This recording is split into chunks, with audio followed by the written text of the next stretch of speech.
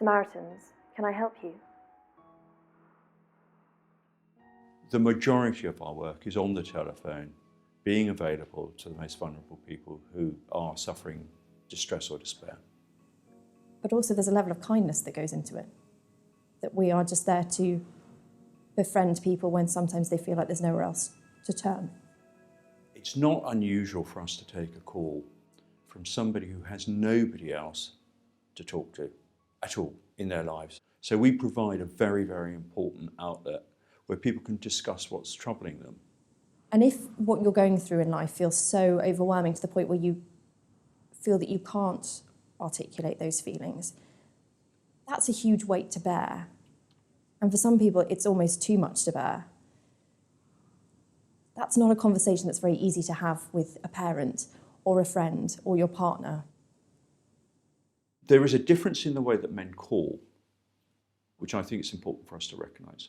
Men sometimes find it very difficult to open the conversation. Some men might call us 3 times before they actually say their very first sentence. They just can't get any words out. They just don't know how to start.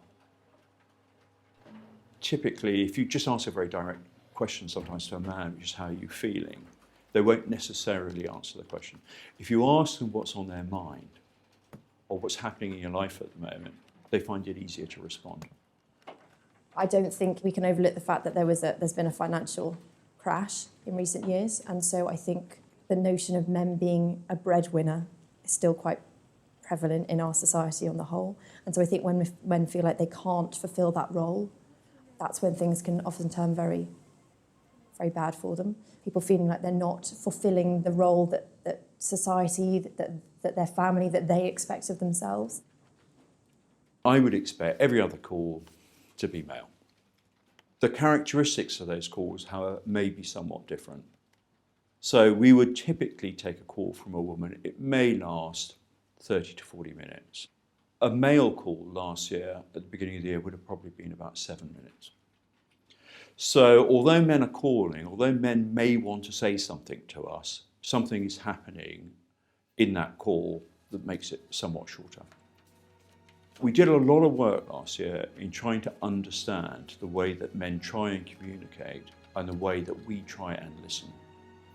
So a year on, the typical male call here now is 15 minutes. So we are getting better at listening to men and getting them to open up and talk to us.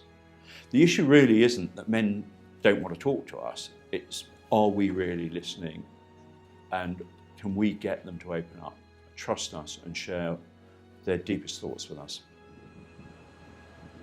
In a very large city like London, which can be incredibly lonely for people, maybe it's just about connecting with people for a brief moment in time and giving them the space to offload and an ear to listen. And I don't know how virtuous or noble that is.